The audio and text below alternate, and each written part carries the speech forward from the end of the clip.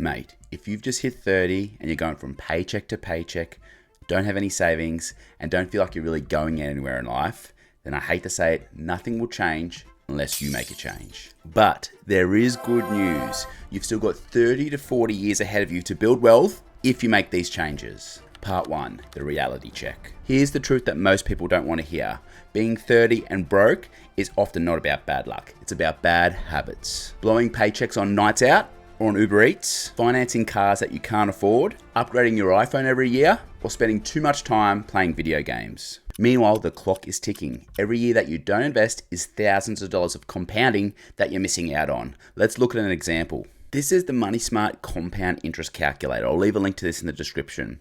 But if you're in your 20s and you can invest, let's say $100 a week over 40 years, so from the age of 20 up to 60, up to about retirement age, at an annualized return at 8% return per year, that turns into $1.3 million after the end of 40 years.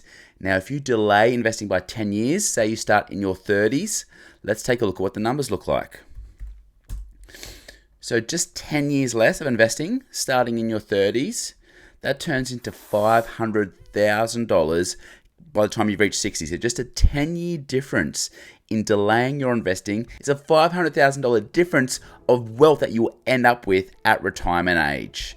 That's the magic of compounding. Part 2, the mindset shift. Imagine you're driving down a long stretch of Aussie highway. Your fuel gauge is sitting on empty, and the only thing keeping you going is the hope that the next servo is not too far away. Every payday is like pulling into that servo and only being able to put in enough fuel to keep the car running for the next leg of the trip. You're never able to fill up the tank because the money disappears as soon as it comes in. By the time you're back on the road, you're already looking at that fuel gauge needle, worrying that it's going to hit empty again. One small hiccup, like you haven't judged how much fuel you need to get to the next servo, and you're stranded. That's the danger of living paycheck to paycheck. You are moving forward, but you're not in control of the journey. So what you need to do is change the way you think about money. Instead of thinking about money as just something you spend for fun, something that you have to work for, change your mindset to every piece of money you earn is a little worker of yours. Every dollar that you earn is a little soldier that you can send out in the world to do your bidding. Change misconceptions like only rich people invest in the stock market, or I'll never get ahead unless I win the lotto or get a promotion. Instead, think of how can you take control to make your money grow.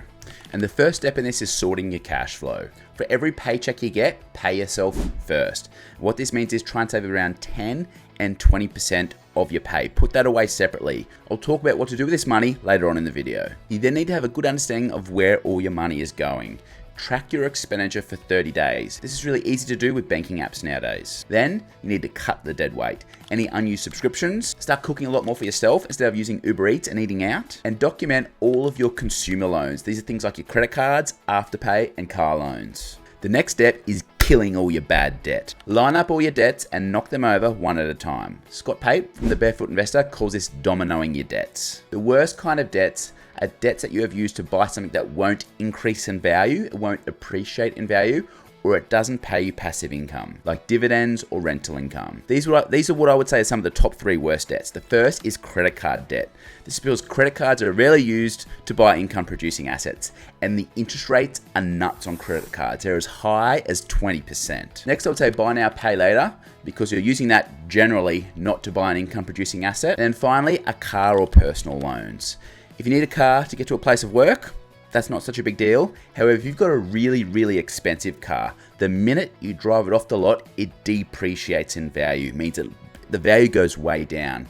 So this is an example where you have used debt to buy an asset that will go down in value. So what I would say around cars is buy the cheapest car that your ego can put up with. You can't build wealth while you're paying 20% interest rate to a bank on a credit card. Once you've got your cash flow sorted and your debt squashed, it's now time to think about how you can grow your money. And here's the simplest path for most Aussies. First, build an emergency savings fund of at least a couple months worth of expenses. Should you lose your job or should something bad ever happen to you, you then have a backup sum of money to fall back on. Next, start to think about investing. I like the stock market because you don't need a ton of money to get started.